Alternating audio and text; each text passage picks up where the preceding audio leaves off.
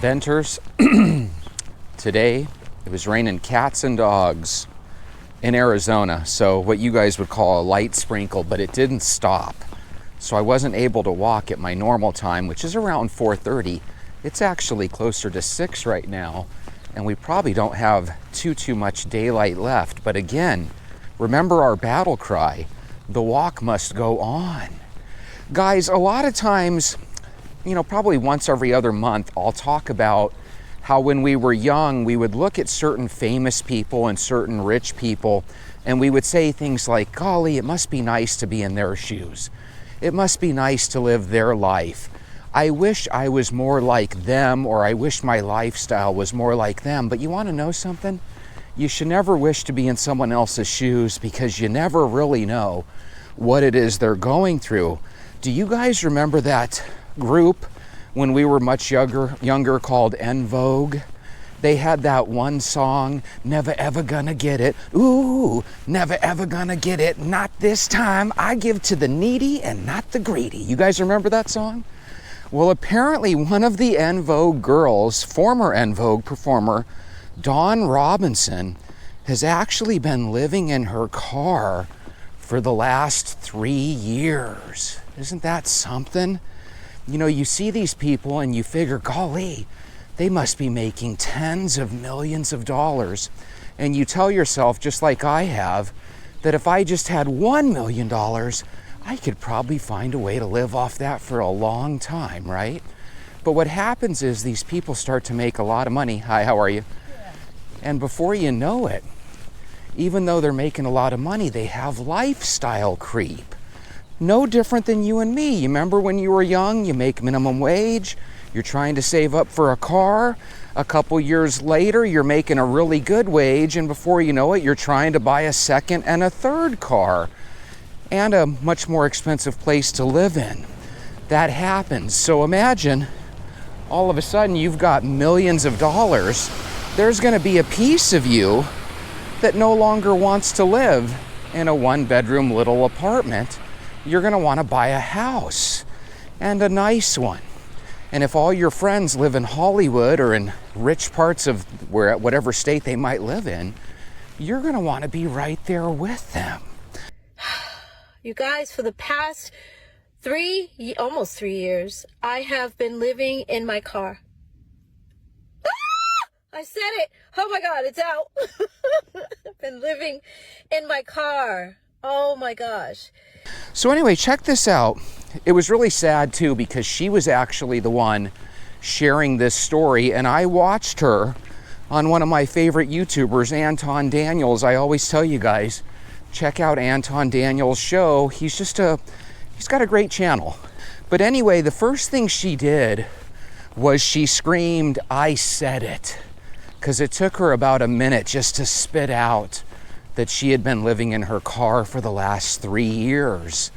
And that's what's crazy. It's one thing to hear about a famous person living in their car, but when you find out they've been living in their car for 3 years, my God, that's over 1,000 days of being homeless.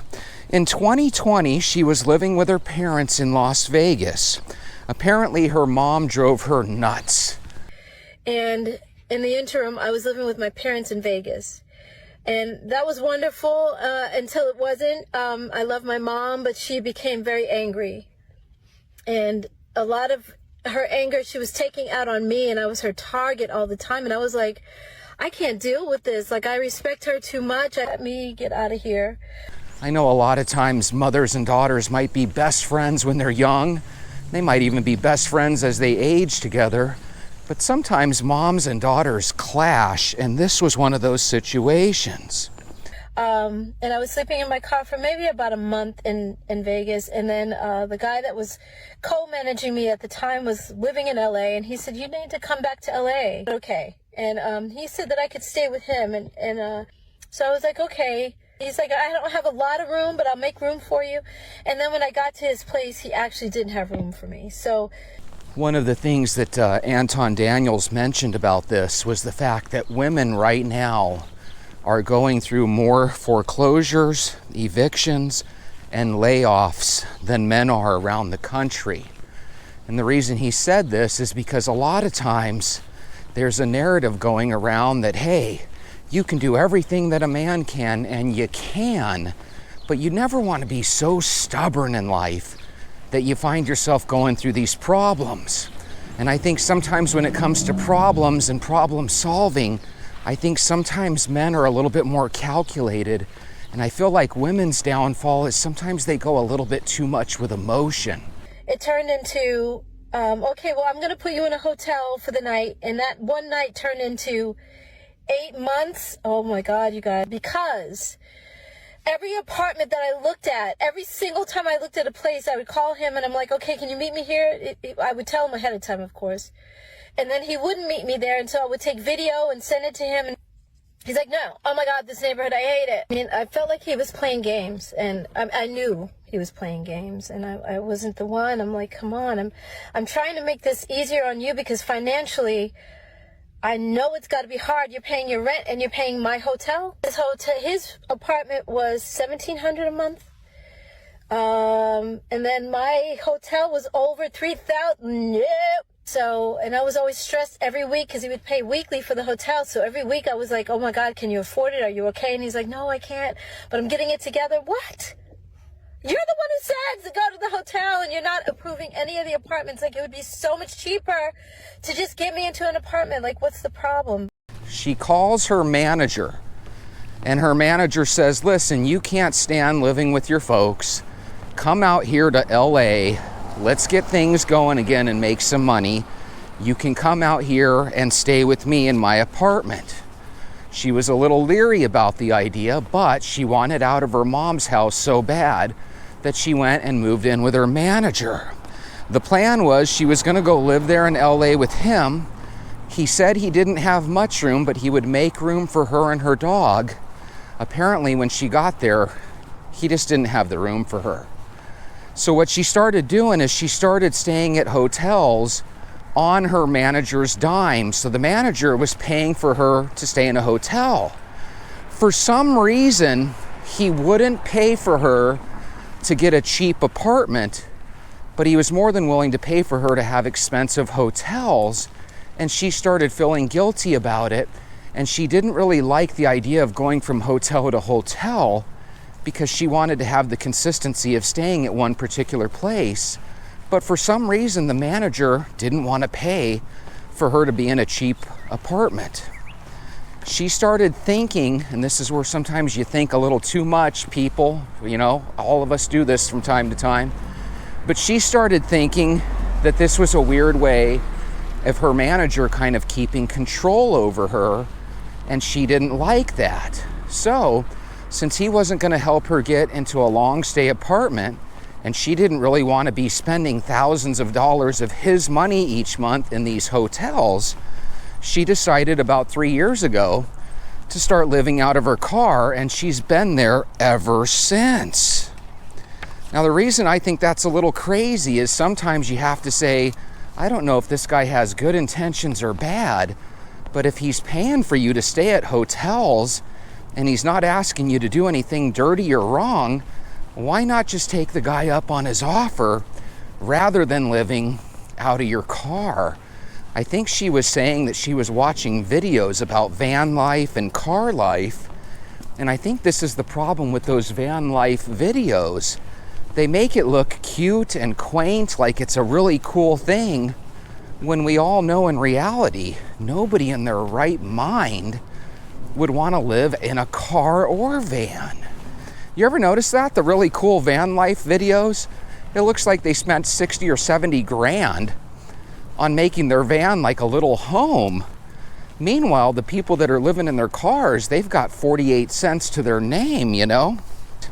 Nubian King says, I certainly ain't where I want to be in life, but thank God I have a roof over my head, electricity, water, clothes, my health, etc. You know, there's something to be said about that. Why do we appreciate what we have when other people are struggling, right? You see somebody homeless and you think to yourself, God, thank God I'm not homeless, right? You see somebody else and maybe they're arguing with a woman or a man and you think, oh my God, thank goodness I'm divorced, right? But the reality is, we need to look out for each other. I think we need to look out for people that are going through tough times. And if they're truly your friend, and this lady came across as very pleasant, she probably has people that care a lot for her. When people are in that situation, if they're your friends, don't allow them to be homeless. Don't allow them to just, waste away. Those are the friends that you want to try to help. Now, the reality is this woman could be nutso. You only see a little 5-minute video she put together. She could be really impossible to help. And when somebody doesn't get along with their mom, there's two sides of the story. Maybe you're hard for your mom to get along with as well. Scooby and Daphne says there's some mental issues with her. She needs help. I hope someone reaches out to her and she takes the help. So the reason he's saying that is because even though she thought that her manager was a little bit too controlling, he really wasn't controlling her at all. Every time she would show him a video or a picture of an apartment complex that she wanted to live in, which was cheaper, by the way, than the hotels that he was paying for, he just really didn't want her to live in some of these really, really run-down places. He would say, according to her, no, I don't like that place. That's a dangerous place. No, we're just going to stick to the hotels. The reason she didn't like the hotels is because you're sitting there paying for your rent in a hotel every single night or every single week. She wanted a place where she could rest her head more long term. But here's the problem. Beggars can't be choosers. She was out there on her manager's dime. My God, if your manager wants to pay an arm and a leg for you to stay in a nice hotel so he doesn't have to worry about you, I don't think that's him holding you under his thumb. It sounds to me like he was a legitimate good guy trying to help her out.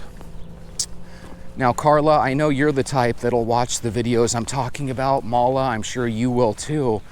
If you watch that video, you'll get the same impression I did, that this is a woman that ultimately chose to go ahead and live out of her car. She had people that were willing to help her. Now, here's the thing.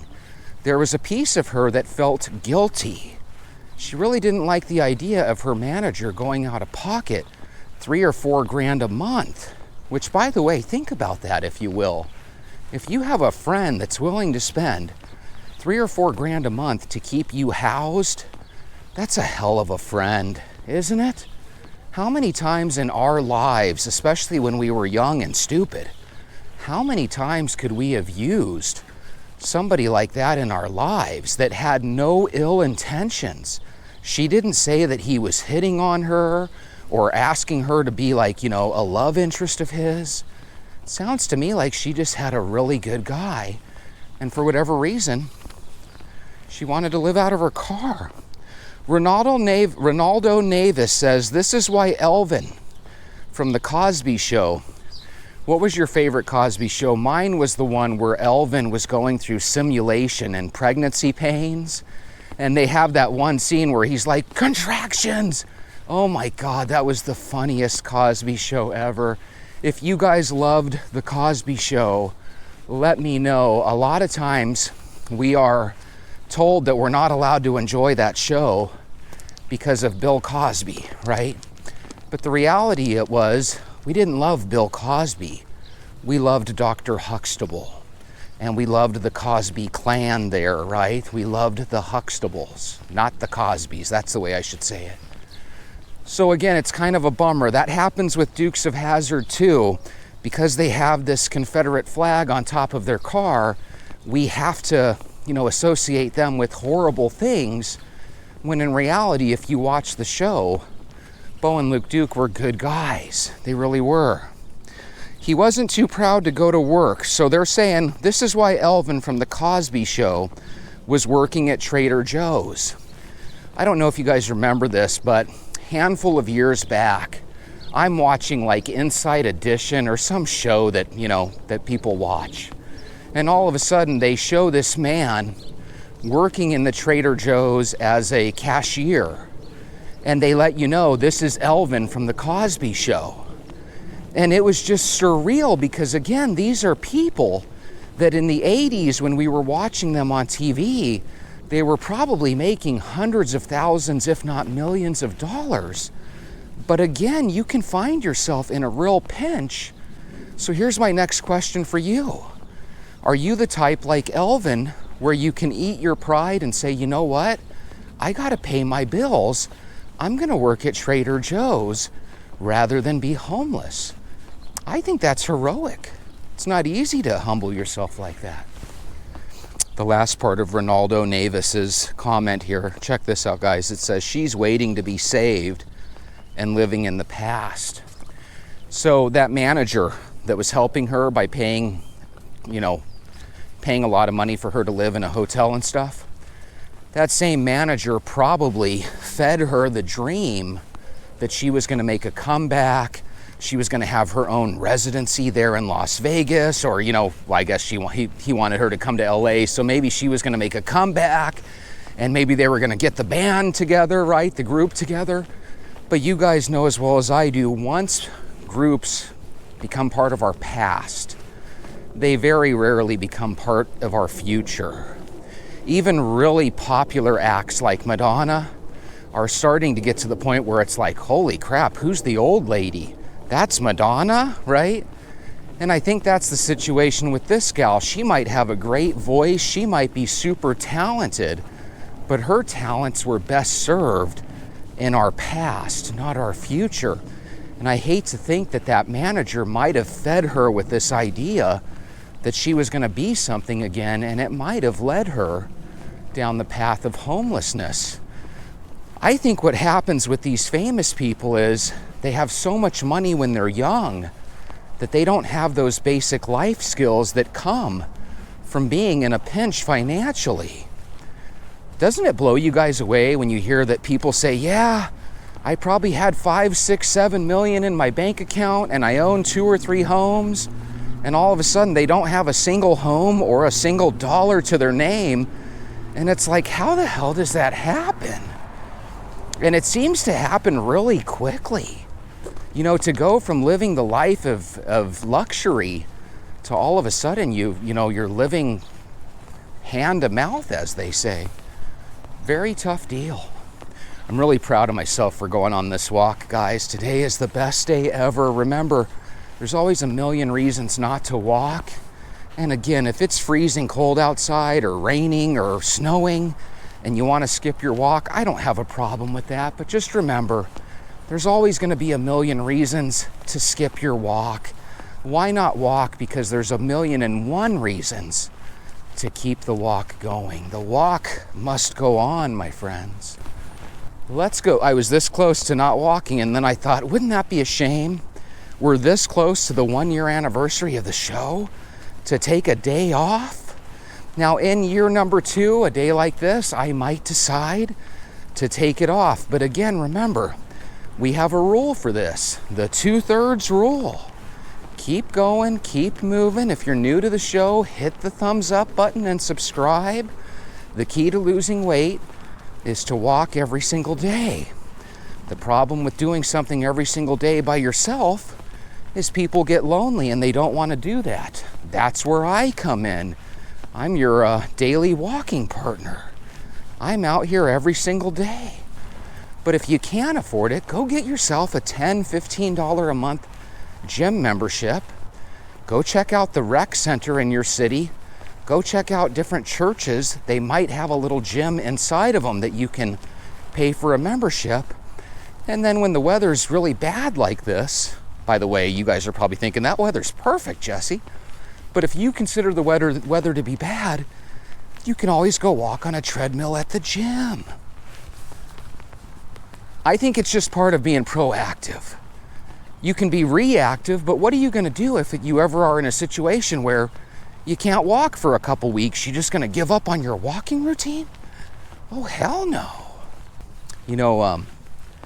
When we all graduate from high school, and some of us are lucky enough to go on to the university, right, and graduate, and we start our career, most of us start off around the same spot. We're all pretty poor when we're in our 20s, right? But we're energetic. We've got a lot of energy. You can really hustle when you're younger. as you get older, sometimes those energy reserves dwindle. And sometimes that yearning to be successful kind of dwindles away too. That's why I walk. Walking helps you keep things in perspective. I don't necessarily need to have millions of dollars anymore. And that kid that was 17, 18, 19 years old once upon a time, he used to want to be one of those famous people. But as you get older, you start to realize, well, hell, if I have to give up my ass to be a rap star, if I have to give up my sense of normalcy to be someone famous, then maybe it's not really worth it, you know? God, do you ever watch those videos on the kids of Hollywood? I mean, it sounds to me like the way they make it sound is like they all got passed around by adults at parties and they were all basically just used as sex slaves and stuff. Even if only a small percentage of those stories is true, man, that lifestyle ain't worth it. If you want to give me $1 million or $10 million to be somebody that I'm not, that's something you're going to hate yourself forever for. I would rather be poor and happy than rich and miserable. Sometimes you look at these people and they have so much damn money, guys, and you just wonder, why are they miserable? God, if all that money doesn't help you become at least a little bit more happy, then what's that tell you? It tells you that it's just not worth it. If I had a choice right now, I could have $100,000 but not be able to take my walks anymore. I know you guys aren't going to believe this, and I probably don't believe this on every other day, but I think I would rather just let the person have the 100 grand. I want to be able to walk. Walking to me every day means more than 100 grand. Sean, you told me that you were able to go from being pre-diabetic to back in the healthy range. That's something you can't really put a price tag on, you know? Molly, you're walking 10,000 steps every other day or every day. Man, that's awesome. Keep going. That's what being a venter is all about, man. We are there to be positive for one another and help each other through those problems that we're going through. And when you walk, a lot of times you can come up with the solutions to your problems yourself. So there we go, ladies and gentlemen. Sometimes you can't walk at 4:30. Well, that's okay. I'll just walk at 6:30 then, right? Hey, it's going to rain this evening. All right, well, let's take a morning walk then. Get used to looking at the weather forecast so you can plan accordingly. I knew according to my phone that around 5:30 or 6 it was going to slow down raining for a minute. So I just took a chance and started walking now. Take a chance on yourself, start walking, and I'll see you tomorrow.